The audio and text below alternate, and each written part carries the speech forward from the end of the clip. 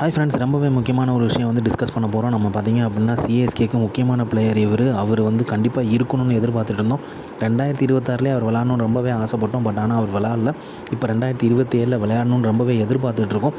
வேறு லெவலில் இருக்கும் அவர் விளையாடாரு அப்படிங்கிற எக்ஸ்பெக்டேஷனுமே இருந்துகிட்ருக்கு. பட் ஆனால் அவர் விளையாடுவாரா அப்படிங்கிற கேள்வி வந்து எழுப்பப்பட்டிருக்குது. ஸோ அந்த பிளேயரை பற்றி பார்க்கறதுக்கு முன்னாடி பார்த்தீங்க அப்படின்னா இப்போ ஒரு மாற்றம் வந்து இருக்கும் அப்படிங்கிற மாதிரி சொல்கிறாங்க. ஸோ செப்டம்பர் மாதம் வந்து அதை கன்சிடர் பண்ணுவாங்க. ஸோ டிஸ்கஷன் போயிட்டுருக்கு அப்படிங்கிற மாதிரி சொல்கிறாங்க. இது வந்து பார்த்திங்க அப்படின்னா சீஃப் செலக்டர் வந்து மாற போகிறாங்க அப்படிங்கிற மாதிரி நியூஸ் வந்துகிட்டு இருக்குது. விவிஎஸ் லக்ஷ்மணா இருக்கணும் அப்படிங்கிற எதிர்பார்ப்புமே இருந்துகிட்டு இருக்குது.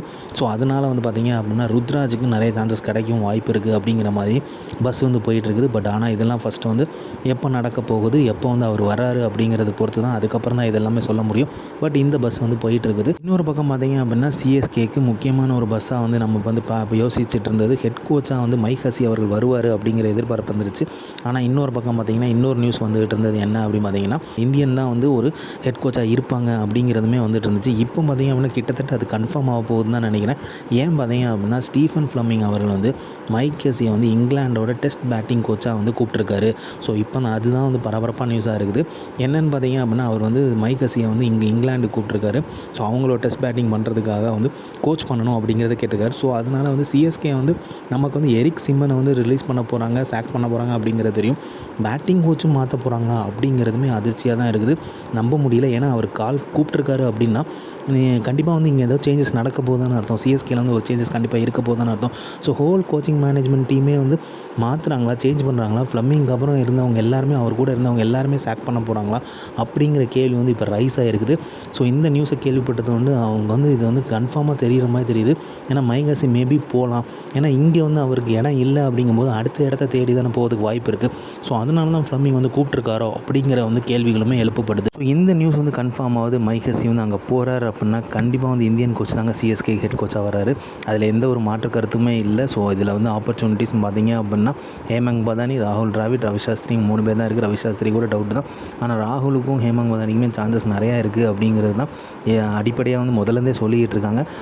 ஸோ ஓரளவுக்கு எல்லாமே வந்து கிட்டத்தட்ட வந்து பார்த்திங்க அப்படின்னா கன்ஃபார்ம் ஆகிற சிச்சுவேஷன் வந்து அமைஞ்சிக்கிட்டு தான் இருக்குது. நடக்க போகுது. ஹார்திக் பாண்டியா ட்ரேடாக இருக்கட்டும், coach management team complete shuffle ஆக போகுது. ஸோ எல்லாமே சேஞ்ச் ஆக போகுதுங்கிறது நல்லாவே தெரியுது இந்த நியூஸை கேட்கும்போது.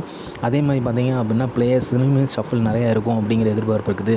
அதுக்கப்புறம் பார்த்திங்க அப்படின்னா முக்கியமான ஒரு விஷயம், ஆயுஷ் மாத்ரே அண்ட் ருத்ராஜ் கேக்வாட் ஃபிட்னஸ் கேம்புக்கு வந்து அவங்க வருவாங்களா அப்படிங்கிற ஒரு கேள்வி வந்து எழுப்பப்படுது. அதில் வந்து பார்த்திங்க அப்படின்னா ஆயுஷ் மாத்ரே அவர்கள் வந்து வர்றது டவுட் தான். ஏன்னா இன்ஜூரி ஆகி இப்போ தான் வந்து பார்த்திங்க அப்படின்னா பெங்களூரில் வந்து அவர் ரீஹாப்பில் வந்து பண்ணிகிட்டு இருக்காரு. ஸோ அதனால் வந்து கம்ப்ளீட்டாக வந்து ட்ரெயின் ஆகிட்டு இருக்காரு. ஸோ ருத்ராஜுமே பார்த்திங்க அப்படின்னா துலீப் ட்ரோபிக்கு அப்புறம் தான் வந்து ஃபிட்னஸ் கேம்பில் வந்து ஜாயின் பண்ணுவார் அப்படிங்கிற மாதிரி சொல்லப்படுது. ஸோ ஆயுஷ் மாத்ரே வந்து கண்டிப்பாக வந்து பார்த்திங்கன்னா இந்த ஃபிட்னஸ் கேம்பில் வந்து கலந்துக்க முடியாது, மாட்டார் அப்படிங்கிறதுமே சொல்லிட்டாங்க. இதில் வந்து ஃபஸ்ட் ஆளாக வந்து கலந்துக்கிட்டார் நம்ம கார்த்திக் சர்மா அவர்கள். ஸோ அவர் தான் வந்து போஸ்ட் போட்டுட்ருக்காரு. சென்னையில் நடக்குது அந்த ஃபிட்னஸ் கேம்ப். அதில் வந்து அவர் ஃபுல்லாக கலந்துக்கிட்டார். அதே மாதிரி பார்த்திங்க அப்படின்னா இப்போ ரீசெண்டாக நடந்த சிஓஏல கூட எமர்ஜிங் டோர்னமெண்ட்டை வந்து பிளேயராக வந்து அவர் தான் வந்து தட்டி தூக்கியிருக்காரு. கார்த்திக் சர்மா தான். இப்போவும் பார்த்திங்க அப்படின்னா ஃபிட்னஸ் கேம்பே வந்து அட்டன் பண்ணிகிட்டு இருக்காரு.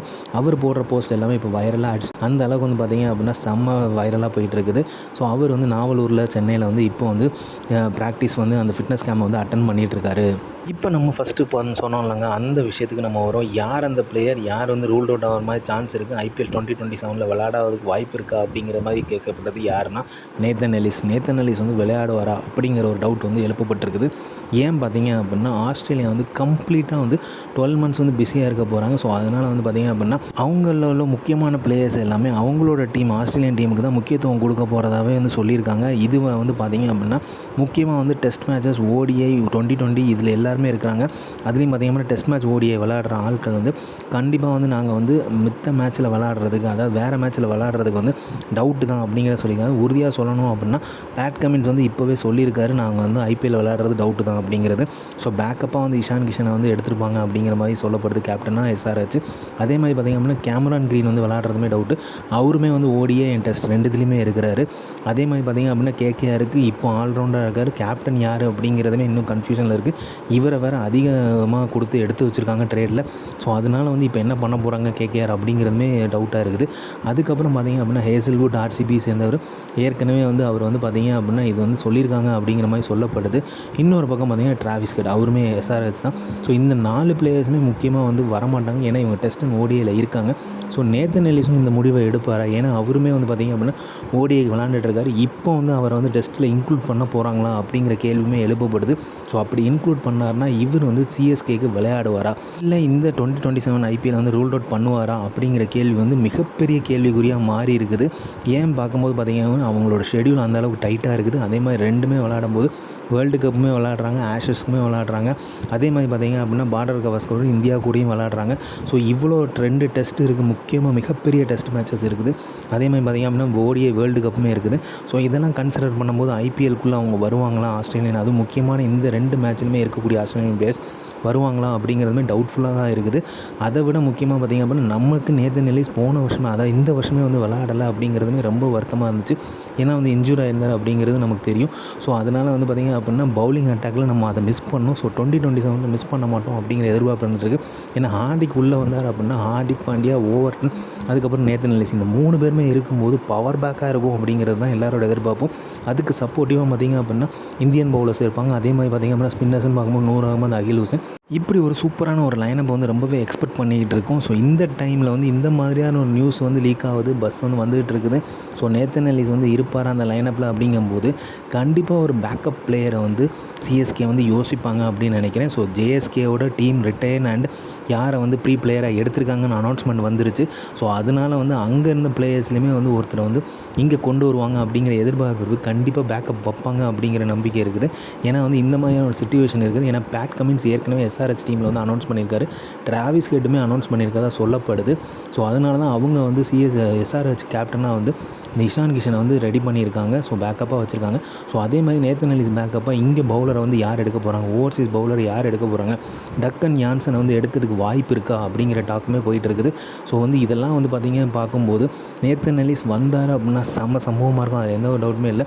ஆனால் திடீர்னு இந்த முடிவை எடுத்துட்டாங்க ஆஸ்திரேலியன் டீம் வந்து எடுக்கும்போது அவர் வந்து அதுக்கு வந்து ஓகே சொல்லி இங்கே வரல அப்படிங்கிறது தான் பிக் ப்ராப்ளமாக இருக்கும். ஏற்கனவே நம்ம பவுலிங் அட்டாக்கில் வந்து கொஞ்சம் வீக்காக தான் இருக்கும். அதை வந்து ஃபில் பண்ணுறதுக்கு அவர் இருக்கார் அப்படிங்கிற மாதிரி நினைக்கும் போது இந்த ஒரு பேக்கப் வந்து தேவைப்படும் போது யாரை வந்து சூஸ் பண்ண போகிறாங்க அப்படிங்கிற மிகப்பெரிய கேள்வி எழுப்பப்பட்டிருக்குது. நேத்தன் எல்லிஸோட என்ட்ரி எப்படி இருக்க போகுது, இந்த 2027 ஐபிஎல் வந்து விளையாடுவாரா, இல்லை வந்து ஆஸ்திரேலியன் டீமுக்கு போகிறனால வந்து தவிர்ப்பாரா அப்படிங்கிறதுமே ரொம்ப ரொம்ப மிகப்பெரிய கேள்வியாக இருக்குது. ஸோ இதை யார் ரீப்ளேஸ் பண்ண போகிறாங்க அப்படிங்கிற கேள்வியுமே எழுப்பப்பட்டிருக்குது. அதே மாதிரி இன்றைக்கி பார்த்திங்க அப்படின்னா ஜேஎஸ்கேக்கு வந்து நியூ ஹெட் கோச்சான ஆல்பி மார்க்கல் வந்து முடிவு பயங்கரமாக எடுத்திருக்காரு. ரிட்டைன் பிளேயர்ஸ்லாம் பார்த்திங்க அப்படின்னா செமையாக பிளேயர்ஸ் வந்து டொனோவன் ஃபெரேரா இருக்கட்டும், டங்கன் யாசனாக இருக்கட்டும், ஜேசன் ஹோல்டர் வந்து ப்ரீ பிளேயராக எடுத்திருக்காங்க. அதே மாதிரி பார்த்திங்க அப்படின்னா ரோஸ்கோவாக இருக்கட்டும், எல்லாருமே வந்து ரிட்டைன் பண்ணியிருக்காரு. பட் ஆனால் ஃபேஃபுக்கு வந்து ரிட்டையர்மெண்ட் கொடுத்துருக்காங்க. ஸோ அவர் வந்து ரிட்டைன் பண்ணலை அப்படிங்கிறதுமே சொல்லியிருக்காங்க. ஸோ ஃபேஃப் வந்து விளையாடுவாரா அப்படிங்கிறது கேள்விக்குறியாக இருக்குது.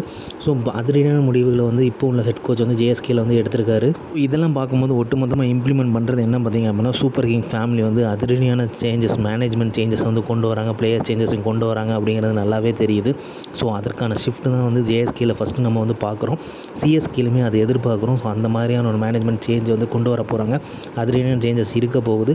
அந்த சேஞ்சஸ்க்காக தான் வெயிட் பண்ணியிருக்கோம். என்ன மாதிரியான சேஞ்சஸ் வந்து கொண்டு வர போகிறாங்க அப்படிங்கிறத வெயிட் பண்ணி பார்ப்போம். ஸோ இந்த மாதிரி கிரிக்கெட் அப்டேட் தெரிஞ்சுக்கிறதுக்கும் சிஎஸ்கே பற்றி தெரிஞ்சுக்கிறதுக்கும் லைக் பண்ணுங்கள், ஷேர் பண்ணுங்கள், மட்டை பந்து இன்சைட்ஸ் வந்து சப்ஸ்கிரைப் பண்ணுங்கள். தேங்க்யூ.